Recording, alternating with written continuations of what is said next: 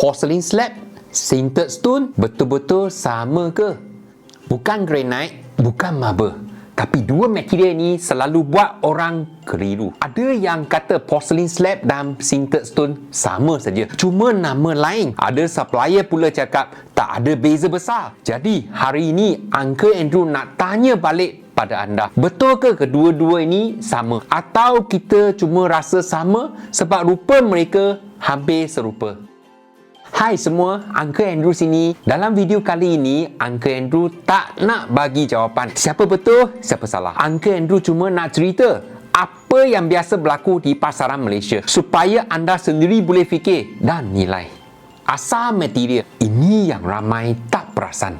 Porcelain slab dan sintered stone memang nampak hampir sama. Dua-dua keras, licin, cantik dan banyak pilihan marble looks. Tapi bila kita tengok bahan asal, ada perbezaan. Sintered stone dibuat daripada campuran mineral semula jadi dan quartz, kemudian dipadatkan dan dibakar pada suhu yang lebih kurang 1200 darjah Celsius. Porcelain slab pula dibuat daripada tanah liat putih kaolin dan dibakar pada suhu tinggi antara 1000 hingga 1300 darjah Celsius. Kedua-duanya melalui proses pemandatan dan pembakaran yang membuatnya keras dan tahan lama. Tetapi cara mereka dibentuk berbeza. Itulah sebabnya kekuatan dan ketahanan di tapak kadang-kadang berbeza bergantung pada cara pemasangan, kekuatan dan penggunaan. Kedua-duanya tahan panas, tahan calar dan serapan air rendah. Sebab itu, dua-duanya sesuai untuk countertop dapur, lantai rumah, dinding bilik mandi,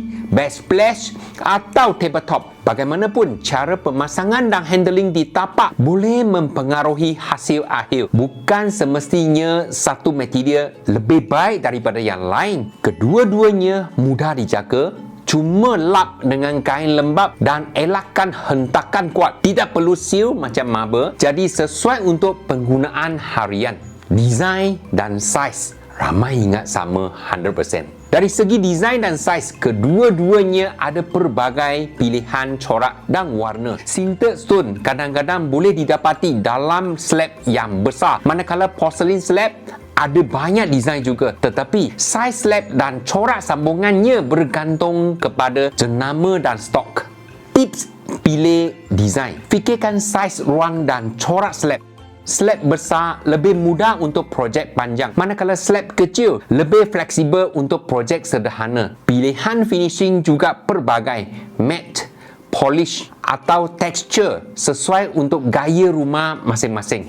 Ketebalan, mitos yang selalu salah faham. Bab ketebalan pula, ramai salah faham kata porcelain slab nipis, sedangkan di pasaran kedua-duanya datang dalam ketebalan yang hampir sama. Sintered stone 6mm, 9mm, 12mm, 15mm, 20mm. Porcelain slab 6mm, 12mm, 15mm, 20mm. Kedua-duanya ada pilihan nipis dan juga tebal. Jadi, isu nipis atau tebal sebenarnya bukan penentu utama antara dua material ini. Harga ini boleh buat orang fikir. Bila masuk bab harga, barulah ramai mula berfikir. Sintered stone biasanya dijual pada harga yang lebih tinggi, manakala porcelain slab ada lebih banyak pilihan dalam kategori bajet. Kalau anda survey dekat showroom, sintered stone biasanya lebih mahal. Anggaran 200 lebih sampai 900 lebih per kaki persegi. Porcelain slab lebih banyak pilihan bajet. Anggaran 100 lebih sampai 800 lebih per kaki persegi. Ada juga porcelain slab premium yang harganya lebih tinggi. Jadi, harga bukan penentu siapa lebih baik. Sebab itu, Uncle Andrew tak nak terus kata yang mana lebih baik dan yang mana tak di pasaran.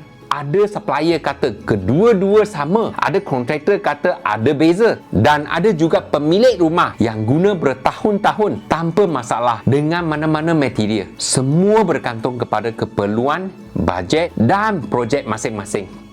Jadi, Uncle Andrew nak tanya anda pula, pada pendapat anda, porcelain slab dan Sintered Stone ini betul-betul sama ke? Atau kita cuma rasa sama sebab rupa mereka hampir serupa? Tulis komen anda di bawah supaya Uncle Andrew boleh tahu pengalaman dan pandangan anda. Kalau video ini membantu, tekan like dan share supaya lebih ramai orang tak keliru bila pilih material untuk rumah sendiri. Dan jangan lupa subscribe untuk lebih banyak tips dari Uncle Andrew. Terima kasih kerana menonton. Jangan lupa klik like, komen, share dan subscribe. Pastikan anda on notification supaya dapat update terkini dari Uncle Andrew.